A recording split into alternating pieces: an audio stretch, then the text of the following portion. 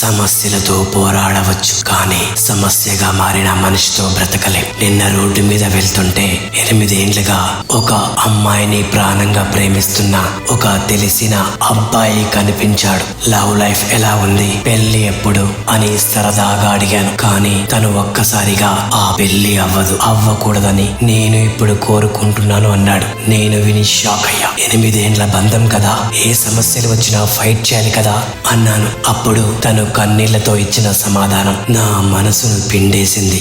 సమస్యలు బయట నుండి వస్తే ఎదిరిస్తాను, అందరితో పోరాడి నా ప్రేమ కోసం నిలబడతాను. కానీ నాతో జీవితాన్ని పంచుకోమని, నన్ను పెళ్లి చేసుకోమని, నా ప్రేమను నేనే భిక్ష అడిగినట్టు ఆమెను బ్రతిమలాడాలా? ప్రేమిస్తే బ్రతిమలాడమేంటి? ఇక్కడ సమస్యలు బయట నుంచి రాలేదు, నేను నమ్మిన ఆమె ఒక పెద్ద సమస్యగా మారింది. అందుకే కొన్ని నెలలు ఏడ్చినా సరే నా ఆత్మగౌరవం కోసం ఈ బంధం నుండి బయటకు వచ్చేశాను. ఆమె మాటలకు నా దగ్గర రిపీట్, తన మాటలకు నా దగ్గర సమాధానం లేకపోయింది. సమస్యలు బయట ప్రపంచంతో అయితే యుద్ధం చేయవచ్చు, కానీ మనం మన ప్రపంచం అనుకున్న వ్యక్తి ఒక సమస్యగా మారితే ఆ బంధాన్ని వదిలేసి మన ఆత్మగౌరవాన్ని కాపాడుకోవడమే మంచిది. ఆ అబ్బాయి తీసుకున్న నిర్ణయం చాలా గొప్పది.